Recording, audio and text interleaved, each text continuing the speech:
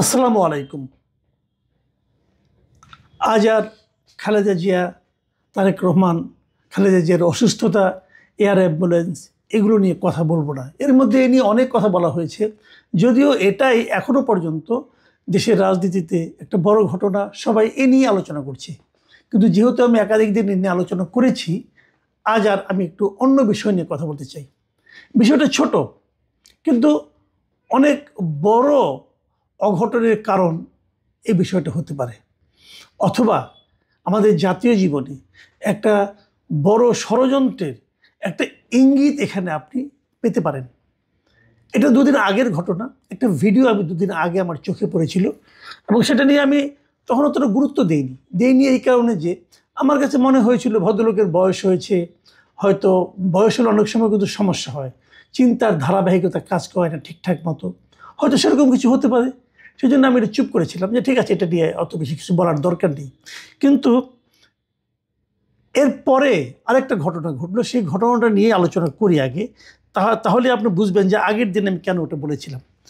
পরের ঘটনাটা হলো ডিসেম্বরের 2 তারিখে, গত মঙ্গলবার আর কি, জাতীয় প্রেস ক্লাবে একটা আলোচনা সভা হচ্ছিল। সেই আলোচনা সভায় বক্তব্য দিয়েছিলেন গোলাম আজম সাহেবের পুত্র ব্রিগেডিয়ার জেনারেল অবসরপ্রাপ্ত আবদুল্লাহিল আমান আজমি।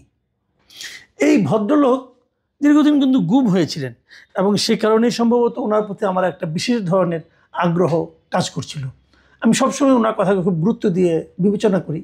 এই জন্য করি যে ওনার জীবনের প্রতি কী গিয়েছে, কি ভয়ঙ্কর একটা সময় ওনাকে পার করতে হয়েছে, এবং এটা আমার ভাবতেও খারাপ লাগে। যাই হোক, উনি এখানে একটা কথা বলেছেন, যে কথাটা বলার পর আমি একটু হতচকিত হয়েছি। উনি বলেছেন যে ভারত টুকরো টুকরো না হওয়া পর্যন্ত বাংলাদেশকে শান্তিতে থাকতে দেবে না। প্রশ্নটা হলো, ভারত অনেক বড় একটা দেশ, এত বড় একটা দেশ টুকরো টুকরো হতেই পারে, বিভিন্ন কারণে হতে পারে। অনেক সময় ছোট ছোট দেশও টুকরো টুকরো হয়ে যায়, কিন্তু সেই টুকরো টুকরো হওয়ার দায়িত্ব আমরা কি নেব? এটা কি আমাদের কাজ? অথবা সেটাকে টুকরো টুকরো করার ক্ষেত্রে আমরা কি কোনো ভূমিকা পালন করতে পারবো? অথবা পারলেও কি করা উচিত? এটা কি আমাদের কাজ ভাই? আমরা তো একটা শান্তিপূর্ণ দেশ হতে চাই, আমরা তো সবার সঙ্গে মিলেমিশে থাকতে চাই। আরেকটা দেশকে ভাঙার জন্য উৎসাহ দেওয়া, ইন্ধন দেওয়া, এটা কি কোনো শান্তিপূর্ণ দেশের কাজ হতে পারে? তো উনি একজন সামরিক কর্মকর্তা, ব্রিগেডিয়ার জেনারেল ছিলেন, হয়তো দলীয় সংকটে না পড়লে হয়তো আরও উপরে উঠতেন, সেটা হয়নি। কিন্তু উনি তো ঠান্ডা মাথায় কথা বলবেন। আমি বুঝি না, মাঝে মাঝে সামরিক বাহিনী কিছু কিছু অবসরপ্রাপ্ত কর্মকর্তাদের দেখি এমন সব কথা বলেন যে মাথা এলোমেলো হয়ে যায়। এটা আসলে কী বলছেন? তার মধ্যে উনি একজন দেখলাম। এর আগে আমরা ওই বিডিআর হত্যাকাণ্ডের তদন্ত কমিশনের রিপোর্ট প্রকাশ নিয়ে, ওরা যিনি চেয়ারম্যান ছিলেন মেজর জেনারেল আলম ও ফজলুর রহমান, ওনার কথাও আমি কিন্তু এই ধরনের এলোমেলো কিছু ভাব দেখেছি, যেগুলো আমার কাছে ঠিক স্বাভাবিক মনে হয় না, খুবই সুচিন্তিত মন্তব্য মনে হয় না। তো আবদুল্লাহিল আজমির এই বক্তব্যটা, আমান আজমির বক্তব্য শোনার পর আমার কাছে একটা জিনিস মনে হলো।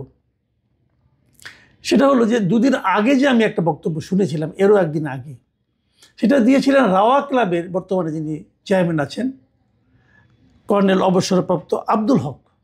উনি রাওয়া ক্লাবের সভাপতি এবং খুব পাওয়ারফুল লোক, উনি খুবই পাওয়ারফুল লোক। ওনার একটা ভিডিও আমার চোখে পড়েছিল। আমি সেই ভিডিওটাতে দেখেছি, এবং আমি এটা কথা বলে রাখি, আমাদের এই যে জুলাইয়ের যে আন্দোলন, গত বছরের জুলাইয়ের আন্দোলন, সেই আন্দোলনে কিন্তু আব্দুল হক সাহেব খুব গুরুত্বপূর্ণ ভূমিকা রেখেছিলেন। অবসরপ্রাপ্ত সামরিক কর্মকর্তা হিসাবে ওনার ভূমিকা অবশ্যই আমি মনে করব প্রশংসনীয় ভূমিকা।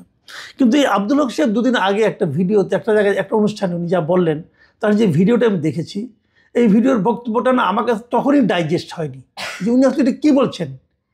এত সিনিয়র, এত রেসপন্সিবল একজন সিটিজেন, এই ধরনের কথা উনি কীভাবে বলেন? উনি কী বলেছেন আমি ভিডিওটা আপনাদের দেখাতে পারলে ভালো হতো, তো না দেখালেও ক্ষতি হবে না, কারণ আমি ওনার বক্তব্যটা হু নোট করে আপনাদেরকে পড়ে শোনাচ্ছি। উনি যেটা বলেছেন শুনুন আপনারা।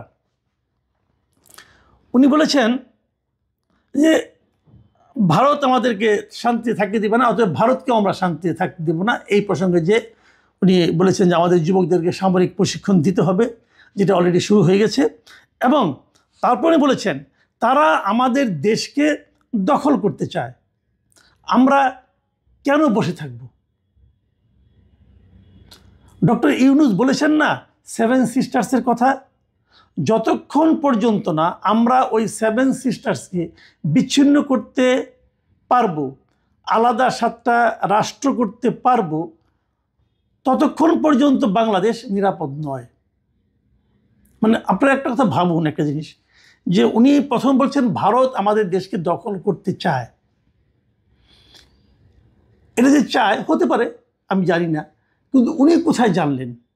ওনার জানার সূত্রটা কি? যদি ওনাকে কেউ প্রশ্ন করে যে ভারত যে আমাদের দেশটাকে বিচ্ছিন্ন করতে চায়, দখল করতে চায়, এই তথ্যটা আপনি কোথায় পেলেন?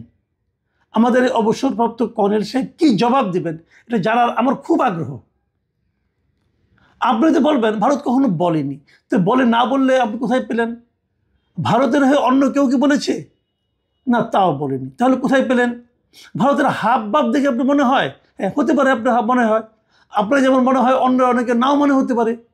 যে আপনার কি মনে হয় সেই কথাটা যখন আপনি পাবলিকলি বলবেন, সেটা কি রাষ্ট্র স্বীকার করবে? আমি জানতে চাই আব্দুল হক সাহেবের এই কথা কি আমাদের সরকার যারা আছেন, ইউনূস সরকার, তারা কি স্বীকার করেন? তারা কি তার সঙ্গে একমত পোষণ করেন? আমাদের যিনি পররাষ্ট্র উপদেষ্টা আছেন, তিনিও কি আব্দুল হক সাহেবের সঙ্গে সুর মিলিয়ে বলবেন যে আমরা 7 সিস্টার্সকে বিচ্ছিন্ন করতে চাই? ওনারা কি বলবেন যতক্ষণ পর্যন্ত 7টা আলাদা রাষ্ট্র না হবে ততক্ষণ পর্যন্ত বাংলাদেশ নিরাপদ নয়? এই কথাটা কি আমাদের উপদেষ্টা বলবেন? যদি না বলেন, তাহলে আব্দুল হককে বলতে দেওয়া হচ্ছে কেন? তাহলে কি আব্দুল হককে দিয়ে বলানো হচ্ছে? কে বলাচ্ছে? ডক্টর ইউনূস বলাচ্ছেন, তার সরকার বলাচ্ছেন, নাকি অন্য কোনো পলিটিক্যাল পার্টি বলাচ্ছেন? বিএনপি বলাচ্ছেন, নাকি জামাত বলাচ্ছেন? কে বলাচ্ছেন এই কথাটা? আর বলালেই উনি যখন বলবেন তখন ওনাকে জিজ্ঞাসা করা হবে না কেন যে আপনি যে কথাটা বলছেন এটার উপর ভিত্তি করে তো ভারতের সঙ্গে আমাদের সম্পর্ক আরও খারাপ হতে পারে? হতে পারে নাকি? শুনুন উনি আরও কি বলেছেন। উনি বলেছেন 7টা রাষ্ট্র কায়েম করতে হবে, মানে ওই 7টা 7 সিস্টার্সের যে 7টা রাষ্ট্র কায়েম করতে হবে, আর সেজন্য লোকেরা বসে আছে, কিন্তু আমরা তাদেরকে সাহায্য করতে পারছি না। আবার তারপর বলেছেন এটা আমি গোপনে বলছি না, প্রকাশ্যে বলছি। আপনি ওনার দম্ভটা দেখেন। উনি বলছেন যে 7 সিস্টার্সের লোকেরা আলাদা হওয়ার জন্য বসে আছে, আমরা তাদেরকে সাহায্য করতে পারছি না, মানে আমাদের সাহায্য করা উচিত। আপনি কী দিয়ে সাহায্য করবেন এবং কেন সাহায্য করবেন? এটা কি আপনার কাজ? প্রতিবেশী একটা রাষ্ট্র তার অন্য পাশের প্রতিবেশীকে বিচ্ছিন্ন করার জন্য, খণ্ড বিচ্ছিন্ন করার জন্য আপনি এখান থেকে লোক পাঠাবেন সেখানে? এটা কি পৃথিবীর কোনো রাষ্ট্র এটাকে মানবে? আচ্ছা, আমরা যদি এই কাজটা করি, এখন যদি তারা যদি আমাদের মতো করে এই কাজটা করা শুরু করে, তখন আপনি কী বলবেন? তারা করলে আধিপত্যবাদ, আর আমরা করলে সেটা কি? সেটা আধিপত্যবাদ না? এই কাজটা আমি কেন করতে যাবো রে ভাই? এটা আমার কি কাজ? যদি কেউ বিচ্ছিন্ন হতে চায় হবে, এটা তাদের ব্যাপার, সেখানে আমি কেন যাব? মানে আব্দুল হক সাহেব কি বলতেছেন আমার কিন্তু অবিশ্বাস্য লাগছে। শুনুন উনি আরও কি বলেছেন, আমাদের সার্ভাইভালের জন্য তারা যদি আমাদের দেশ দখল করতে পারে, আমরা কেন তাদের নতুন রাষ্ট্র করতে পারবো না? অনেকে বলেন প্রতিবেশী বদলানো যায় না, আমি বলি বদলানো যায় না, তবে নতুন প্রতিবেশী তৈরি করা যায়। সেই নতুন প্রতিবেশী তৈরি করার মাধ্যমেই আমরা বাংলাদেশকে একটা স্বাধীন সার্বভৌম রাষ্ট্র হিসেবে তৈরি করতে পারবো। আমি মানে আমার কাছে সত্যি কথা বলতে আমার কাছে অবিশ্বাস্য লেগেছে যে একজন সেন্সেবল লোক, রাওয়া ক্লাব কি? রাওয়া ক্লাব হলো সমস্ত অবসরপ্রাপ্ত সামরিক কর্মকর্তাদের একটা ক্লাব, মানে অনেক সাবেক আর্মি চিফ কিন্তু এই ক্লাবের সদস্য। সেই ক্লাবের সভাপতি তিনি বলতেছেন যে আমাদের পার্শ্ববর্তী দেশের 7টা যে দেশ আছে, 7 7টা এদের রাজ্য আছে, সেই রাজ্যগুলিকে 7টা স্বাধীন রাষ্ট্র বানাতে হবে, সেই জন্য আমাদেরকে হেল্প করতে হবে, এবং এটা হলো আমাদের মূল কাজ। ভাই মাথা কি খারাপ হয়ে গেছে ভাই আপনার? আপনি ঠিক আছে, আপনি করবেন, করেন, অসুবিধা নেই। আপনারা আমাদেরকে পুরো দেশের জন্য একটা অশান্তি ডেকে আনতেছেন কেন? কি আছে আপনার ঢাল তলোয়ার নিয়ে যাবেন, করতে যাচ্ছেন? মাথা কি আসলে গেছে? তারও চেয়ে বড় কথা, আমি সবচেয়ে বড় দায় দিচ্ছি এই সরকারকে। এই সরকার এ ধরনের একজন লোককে কথা বলতে দিচ্ছে কেন? তাকে তার তো বাইরে চলাফেরা করে বিপজ্জনক আমি মনে করি। আর সরকার কাজটা কি করছে? সরকার কেন তাকে থামাচ্ছে না? থামানো মানে কি? তাকে তো ধরে এখন জেলে ঢোকানো উচিত ভাই। মানে আমার কথা হলো কি, আপনি পাকিস্তানের সঙ্গে যান, ইন্ডিয়ার সঙ্গে যান, কার সঙ্গে যাবেন, কার বিরোধিতা করবেন, কার সঙ্গে মারামারি করবেন, সেটা তো রাষ্ট্রের ব্যাপার। যদি রাষ্ট্র এটা আপনাকে বলতে বলতো আমার কোনো আপত্তি, যদি সরকার আপনাকে অ্যাসাইনমেন্ট দিত তখন আমরা সরকারের সমালোচনা করতাম।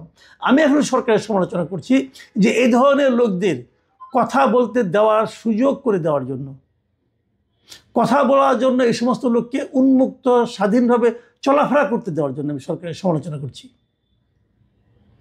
এবং আমি মনে করি এই ঘটনাকে আপনি যত ছোট মনে করেন, আমি ছোট মনে করতাম হয়তো বা, কিন্তু যখন নাকি আবার আমি ওই আজমি সাহেবের কথা শুনি তখন আমার কাছে কেমন যেন মনে হয় তাহলে কি বড় একটা গোষ্ঠী কিছু একটা করতে চাচ্ছে দেশে, এবং সেটা করতে গেলে আলটিমেটলি এর পরিণতি কি হবে?